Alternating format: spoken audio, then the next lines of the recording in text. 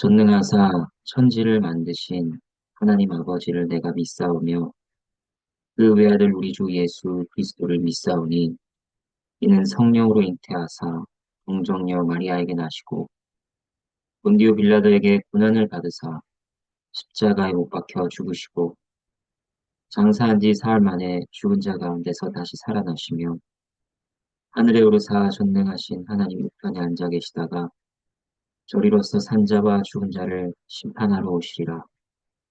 성령을 믿사오며 거룩한 공예와 성도가 서로 교통하는 것과 죄를 사하여 주시는 것과 몸이 다시 사는 것과 영원히 사는 것을 믿사옵나이다. 아멘. 함께 찬양하도록 하겠습니다.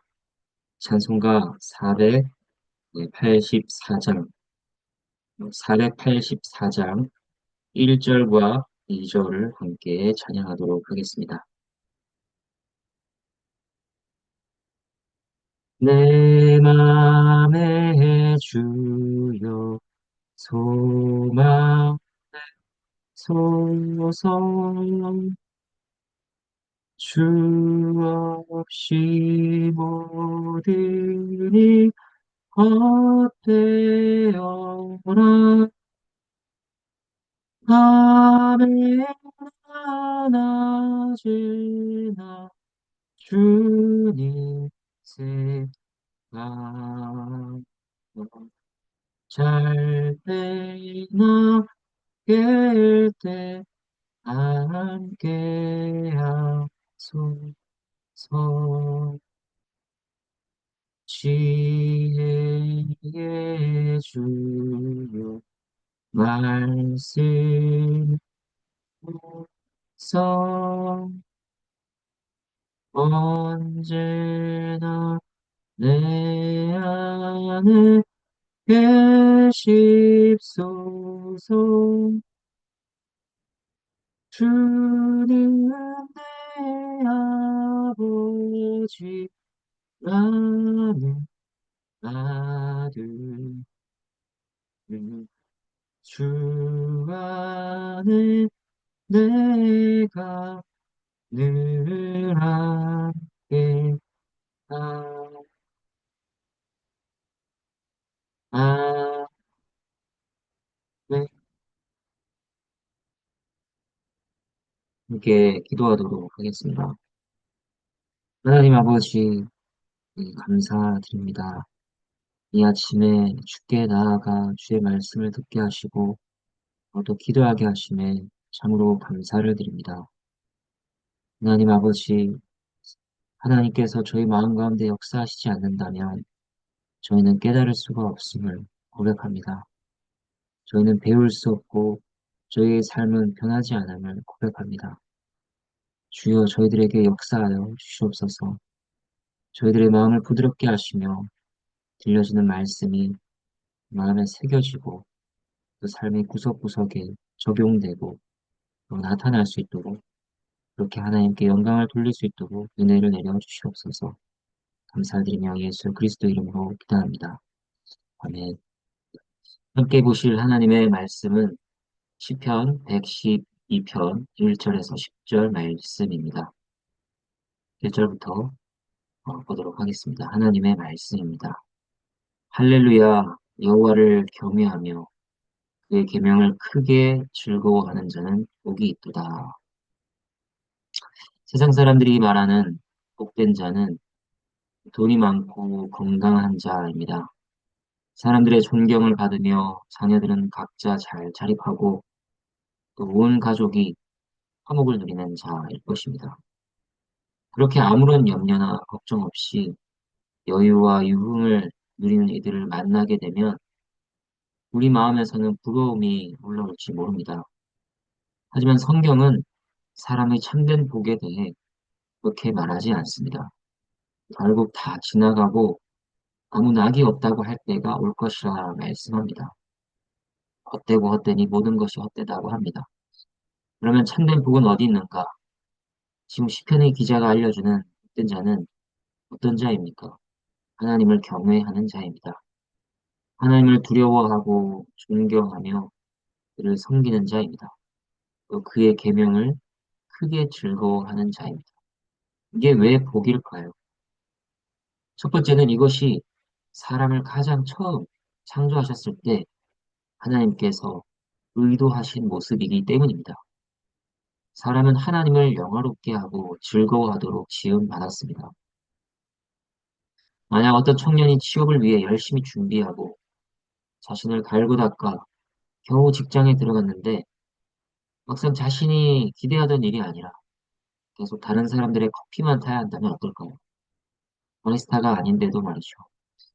그러면 자신의 일에 금방 지치고 실망하며 회의감에 빠질 것입니다. 축구 선수는 축구를 할 때 빛이 나고 야구 선수는 야구를 할 때 빛나는 법입니다. 그처럼 하나님께서는 처음 사람을 창조하실 때 하나님을 섬기고 하나님과 교제할 때 가장 만족하며 복되도록 하셨습니다. 그렇기 때문에 그 목적과 의도에 따라 그를 경외하고 그의 계명을 즐거워하는 것이 복인 것입니다. 두 번째 그것이 복된 이유는 이것이 사람의 타락으로 말미암아 부패하여 잃어버린 성품이라는 점에서 찾을 수 있습니다. 원래 그 안에 주어졌던 하나님을 경외하고 그 말씀을 즐거워했던 마음은 모두 잃어버리게 되었습니다. 그래서 타락한 사람은 하나님을 경외하지 않습니다. 하나님을 미워하며 증오합니다. 하나님을 주인이 아니라 하인 대하듯이 합니다. 마치 자신의 원함을 따라 하나님께서 이루어 주셔야 할 것처럼 굽니다. 하나님의 계명을 즐거워하지도 않죠. 자신이 법이요, 자신이 기준이며 자신이 그저 옳다 여깁니다. 하나님의 계명은 어리석다 여기고 자신이 가장 지혜롭다 여깁니다. 하나님을 경외하고 그 말씀에 순종할 의도 또는 능력이 전혀 없는 존재가 된 것입니다. 그러나 하나님께서는 무에서 유를 만드시며 죽은 것을 다시 살리기도 하시는 분이십니다. 그 하나님의 능력이 사람에게 임하면 타락하여 부패한 존재가 바뀌는 것입니다. 그래서 참으로 하나님을 두려워하고 사랑하며 그의 말씀이 언제나 옳음을 인정하게 됩니다. 그 말씀에 순종하는 것이 자신의 기쁨이요 복이라 고백하며 그 말씀을 따라가게 됩니다. 이렇게 부패하며 악했던 자가 변화되었다는 점에서 하나님을 경외하는 것은 실로 특별한 은혜를 입었다 것을 알려주는 것이기 때문에 그것은 복되다 할 수 있습니다. 그리고 우리는 맨 앞에 있는 할렐루야 라는 말을 눈여겨봐야 합니다. 하나님을 찬양하라 하는 말입니다. 하나님을 찬양하라 하고 하면 하나님에 대한 이야기가 나올 것 같습니다. 할렐루야, 그는 이러이러한 분이시다. 할렐루야, 그가 온 세상을 만드셨다. 할렐루야, 그가 우리를 구원하셨다. 그런데 그러한 말이 아니라 하나님을 경외하는 자가 복되다고 합니다. 하나님이 아니라 사람의 복됨에 대해서 나옵니다. 그 이유가 무엇인가? 사람이 하나님을 경외하는 그 복이 하나님을 찬양할 이유가 된다는 것입니다. 하나님을 경외하도록 지으셨으니 할렐루야요. 하나님을 경외하도록 변화시키셨으니 할렐루야 하는 것입니다. 하나님을 영화롭게 하나님을 높이는 것으로 모든 것이 다 연결되어 있는 것입니다. 우리는 어떠한가요? 우리의 마음은 하나님을 영화롭게 하고 그를 즐거워하는 것이 인생의 참된 목적과 의미라고 인정하고 있습니까? 또 하나님께서 우리의 마음을 바꾸셔서 하나님을 영화롭게 하고자 하며 그를 즐거워하기를 소망하고 있는지요? 이를 복으로 알아 우리는 늘 하나님께 구해야 할 것입니다. 이제 이어지는 말씀은 하나님을 경외하고 그 말씀을 즐거워하는 자들의 특징들과 또 그가 받는 복을 알려주고 있습니다. 그것을 한번 살펴보겠습니다. 2절부터 9절까지 하나님의 말씀입니다. 그의 후손이 땅에서 강성하며 정직한 자들의 후손에게 복이 있으리로다. 부와 재물이 그의 집에 있으며 그의 공의가 영구히 서 있으리로다. 정직한 자들에게는 흑암 중에 빛이 일어나나니 그는 자비롭고 긍휼이 많으며 의로운 이로다. 은혜를 베풀며 구워주는 자는 잘 되나니 그 일을 정의로 행하리로다. 그는 영원히 흔들리지 아니하며 의인은 영원히 기억되리로다. 그는 흉한 소문을 두려워하지 아니하며 여호와를 의뢰하고 그의 마음을 굳게 정하였다. 그의 마음이 견고하여 두려워하지 아니할 것이라. 그의 대적들이 받는 보응을 마침내 보리로다.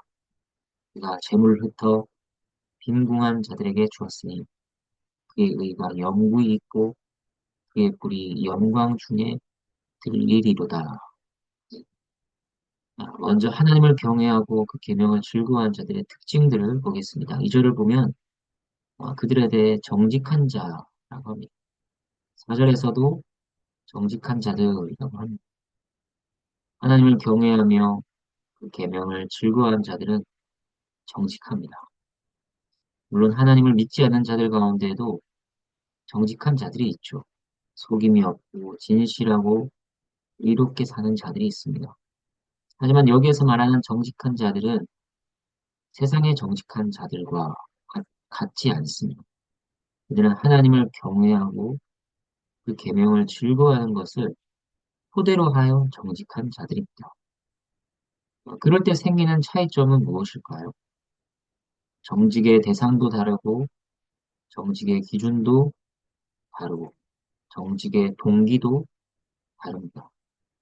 세상에서 정직한 자들의 정직함의 대상과 기준은 다른 사람들이며 자신들의 양심입니다. 그들은 세상 사람들이 보기에 정직하려고 합니다. 자신의 양심에 비추어 정직하다 판단되면 만족합니다. 하지만 하나님을 경외한 자들의 정직의 대상은 하나님입니다. 정직의 기준도 정직의 동기도 하나님입니다. 우리는 하나님 앞에서 정직합니다. 세상 모든 사람들이 칭찬해도 하나님 앞에서 문제가 발견되면 그들은 숨기는 것이 아니라 정직하게 인정하며 용서를 구합니다. 하나님의 말씀을 기준으로 여기죠. 그것에 비추어 자신이 옳은지를 살핍니다.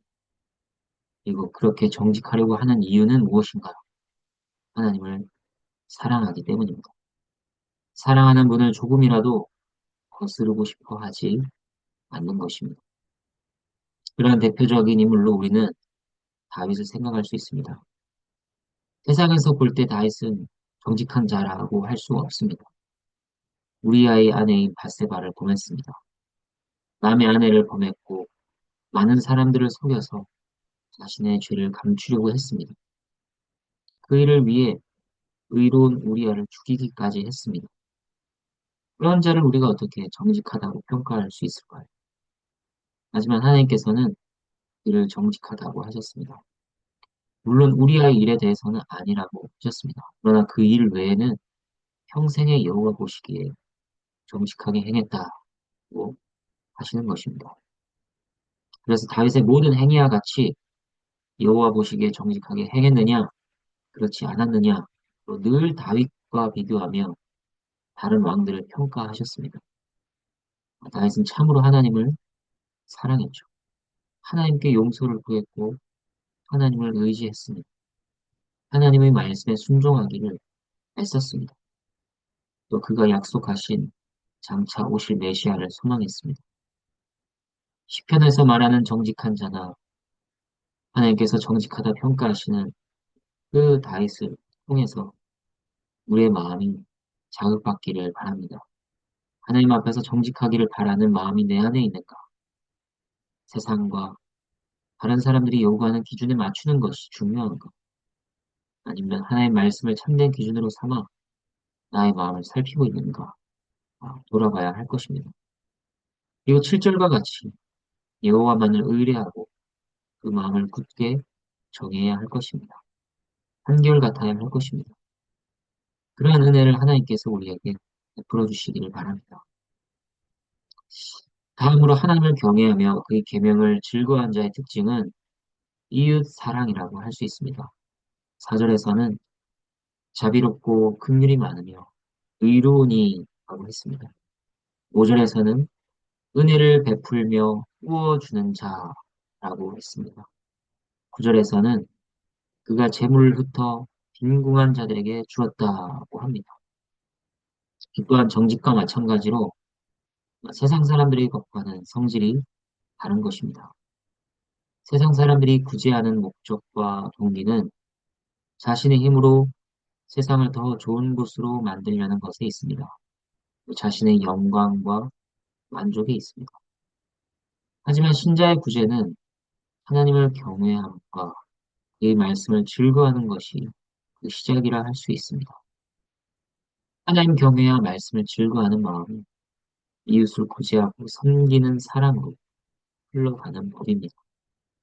하나님의 나라는 사랑과 용서와 긍휼의 나라입니다.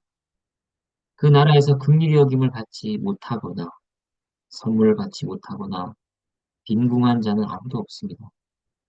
우리는 그 나라의 시민들로 부름받았고 그 나라의 혜택을 보고 있습니다. 그 나라의 왕과 법을 즐거워합니다.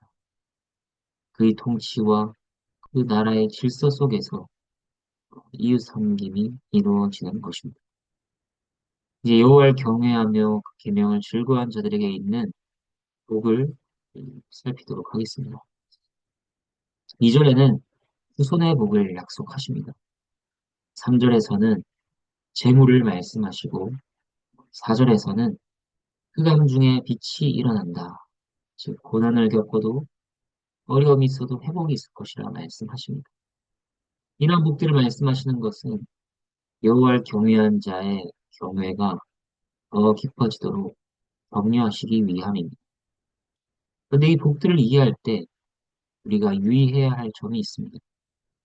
그것은 하나님께서 당신의 자녀들의 유익에 가장 좋은 것으로 여기는 때와 방법으로 이것들을 베푸신다는 것입니다. 이 원리를 따라서 이것들이 우리에게 주어집니다. 하나님을 경외하지만 자녀가 아예 없을 수도 있습니다. 또 자녀가 어려움에 놓이는 경우도 있습니다. 풍요가 아니라 가난과 궁핍이 주어질 때도 있고 하나님께서 아예 흑암에 내버려 두신 것처럼 여겨질 때도 있습니다. 그렇다면 그것은 하나님께서 경외한 자에게 복을 베풀지 않으시는 것인가? 그것이 아니라 그때 하나님의 백성들에게 그 일이 유익이 있고 선하기 때문에 허락하셨다는 것입니다. 세상에서 말하는 복은 어떤 것이든 해가 될 수도 있고 유익이 될 수도 있습니다. 그렇기 때문에 가장 지혜로우시고 선하신 분께서는 우리에게 그것을 적절하게 주시는 것입니다. 다른 복들도 마찬가지입니다. 6절 의인은 영원히 기억되리로다. 때로는 이 땅에서 이름 없이 사라진 의인들도 있습니다. 그것이 그들과 다른 이들에게 선하기 때문에 그렇게 하신 것입니다. 그러나 물론 하늘에서 그들의 의는 영원히 기억될 것입니다. 7절 흉한 소문을 두려워하지 아니하며 8절 마음이 견고하여 두려워하지 아니할 것이라. 그처럼 두려워하지 않도록 하나님께서 의인의 마음을 지키시고 담대케 하십니다. 그러나 때로는 염려케 하셔서 하나님을 더 가까이 하며 찾게 하시기도 하십니다. 8절 대적들의 보응을 보지 못하고 죽을지 모릅니다. 하지만 마침내 그것을 볼 것이요 그의 의가 영원한 우리 영광 중에 이를 것입니다. 이제 마지막 10절 하나님 말씀을 보도록 하겠습니다. 악인은 이를 보고 한탄하여 이를 갈면서 소멸되리니 악인들의 욕망은 사라지리로다. 마지막으로 악인을 말함으로 의인들과의 대조를 이루고 있습니다. 여기서 악인들은 하나님을 경외하지도 않고 그 말씀을 즐거워하지도 않는 자들입니다. 또 하나님 앞에서 정직한 것이 아니라 위선적인 자들입니다. 이웃들에게 베풀기보다 이기적으로 자신의 탐욕만을 채우는 자들이라 할 수 있습니다. 이들의 결국은 무엇인가? 영원한 심판과 형벌이죠. 이것을 이를 갈며 소멸하고 욕망이 사라진다 표현하였습니다. 이러한 악인들의 결말은 우리의 마음의 경각심을 일깨우는 경고로서 주어집니다. 말씀을 정리하겠습니다. 하나님께서는 그저 악인으로 멸망당해야 마땅할 자들에게 어, 사랑과 긍휼을 베푸셨습니다. 그리스도를 보내셔서 구속을 이루셨고 그 구속이 그들에게 적용되도록 성령을 보내셨습니다. 하나님을 경외하며 그 말씀을 사모한 자리에 세우셨습니다. 그것으로 이미 충분히 말할 수 없는 은혜와 선물을 받은 것이죠. 그러나 거기에 더한 복들도 약속하십니다. 풍요와 영원을 말씀하십니다. 은혜가 풍성하신 하나님을 향한 감사가 우리 마음에서 넘쳐나기를 바랍니다. 그분에 대한 사랑이 더 뜨거워지기를 바랍니다. 그의 뜻에 따라 살고자 하는 정직한 마음과 이웃을 섬기는 모습이 더 풍성해지기를 간절히 바랍니다. 함께 주님께서 가르쳐 주신 기도로 기도하도록 하겠습니다. 하늘에 계신 우리 아버지여, 이름이 거룩히 여김을 받으시오며, 나라가 임하시오며, 뜻이 하늘에서 이루어진 것 같이 땅에서도 이루어지이다. 오늘 우리에게 일용할 양식을 주시옵고, 우리가 우리에게 죄 지은 죄를 사하여 준 것 같이 우리 죄를 사하여 주시옵고, 우리를 시험에 들게 하지 마시옵고, 다만 악에서 구하시옵소서. 나라와 권세와 영광이 아버지께 영원히 있사옵나이다. 아멘.